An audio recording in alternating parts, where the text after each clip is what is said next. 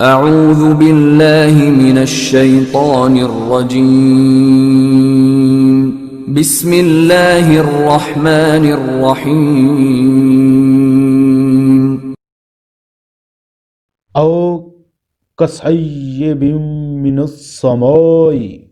فیہ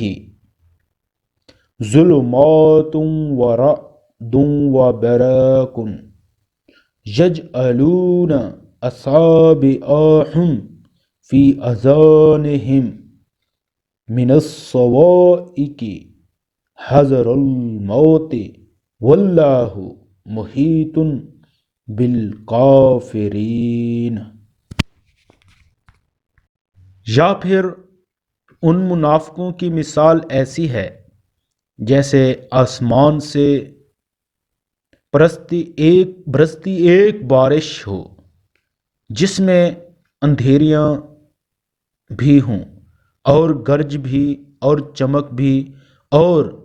کڑکوں کی آواز پر موت کے خوف سے اپنی انگلیاں اپنے دانتوں میں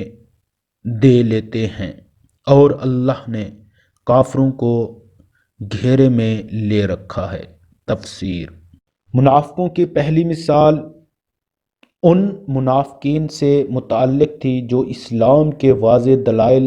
سامنے آنے کے باوجود خوب سوچ سمجھ کر کفر اور نفاق کا راستہ اختیار کیے ہوئے تھے۔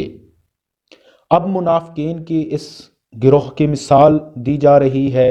جو اسلام لانے کے بارے میں تذبذب کا شکار تھا۔ جب اسلام کی حقانیت کے دلائل سامنے آئے تو ان کے دل میں اسلام کی طرف جھکاؤ پیدا ہوتا اور وہ اسلام کی طرف بڑھنے لگتے، لیکن جب اسلامی احکام کی ذمہ داریاں اور حلال و حرام کی باتیں سامنے آتی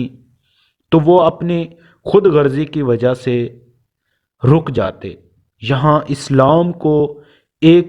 برستی ہوئی بارش سے تشبیہ دی گئی ہے،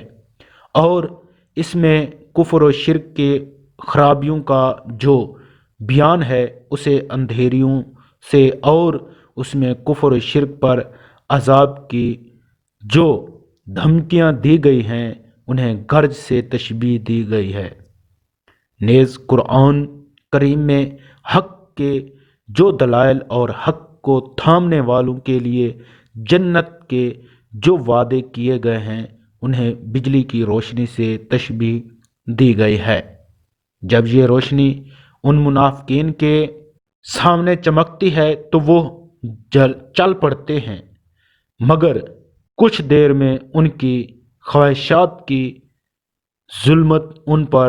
چھا جاتی ہے تو کھڑے رہ جاتے ہیں۔ یعنی جب قرآن کریم کفر اور فسق پر عذاب کے وعیدیں سناتا ہے تو یہ اپنے کان بند کر کے یہ سمجھتے ہیں کہ ہم عذاب سے محفوظ ہو گئے، حالانکہ اللہ تعالیٰ نے تمام کافروں کو گھیرے میں لے رکھا ہے اور وہ اس سے بچ کر نہیں جا سکتے۔ یکاد البرق یخطف ابصارهم کلما اضاء لهم مشوا فیہ وَإِذَا أَظْلَمَ